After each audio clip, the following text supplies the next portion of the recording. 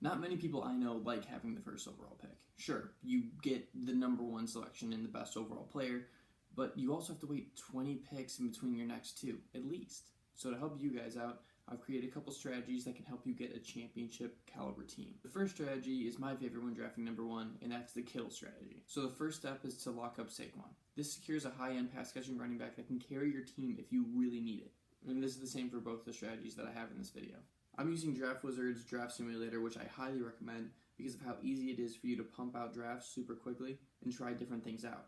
So next on the kill strategy is lock up a high-end wideout and Kittle. The wideout is important because you already have an amazing running back in Saquon, so your eyes should be shifting to grab some stud wideouts or a high-end tight end like Kittle or Kelsey if he's around, which is just as good as drafting a wide receiver.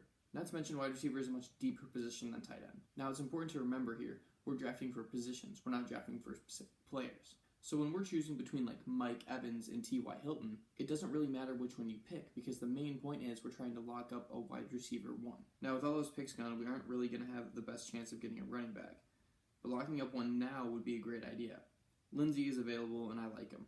And better than drafting two wide receivers that I don't totally trust. I was a little hesitant to draft Kenny Golladay. I don't totally trust him because he's not proven enough, although I really like him and I think he is going to be a great wide receiver. I just haven't seen enough of him yet. But with that being said, I like him much more than Robert Woods, who I think, out of all the three wide receivers on the Rams, is looking to have the worst season. Now that it's the 6th round, it's kind of late in the draft, so we're going to draft a wide receiver at the turn. And there really aren't that many positions to fill after this, so we're going to lock up a quarterback.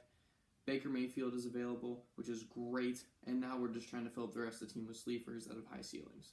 So looking at this team, I feel pretty comfortable with every spot besides the flex and the last wideout position, but those positions are so deep that you're bound to find a player on waivers that can fill that role. Now we're going to move on to what I like to call the flood wide receiver strategy. So we're picking Saquon again, and this time we're going to pick two wideouts. Now remember, it doesn't really matter who they are as long as they're wide receiver one caliber guys.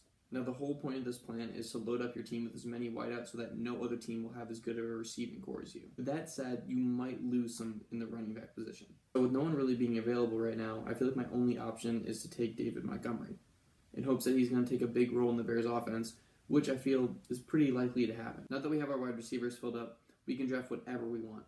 So we have a hole in flex, quarterback, and tight end. But with Aaron Rodgers looking me right in the face, I'm going to pull the trigger on him. And I'm going to try and fill out my lineup more, so I want to go with Hunter Henry, which I actually like this year as far as tight ends go. Now, we don't have many people left, but I do like Latavius Murray this year, and that's mostly because he could be taking over Ingram's role. I'm also just trying to grab running backs and wide receivers here, because I don't really need another quarterback, and if Henry doesn't work out, I can just get another tight end off of waivers instead. Because your backup tight end in the draft in the 11th round is going to be one of the people that you drop first when you want to make room for someone new. So looking at this team, I'm feeling pretty good.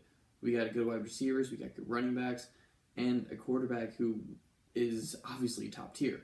Still managed to pull off a tight end, which is great. So all around, this team is looking very even, which I really like. Thank you guys all so much for watching. Please remember to like, subscribe, comment. Check us out on Instagram and our website. We got stuff posted there every week. Check out the podcast. That's been up recently and it's starting to get pretty good. Thank you guys all for watching, and please remember to draft responsibly.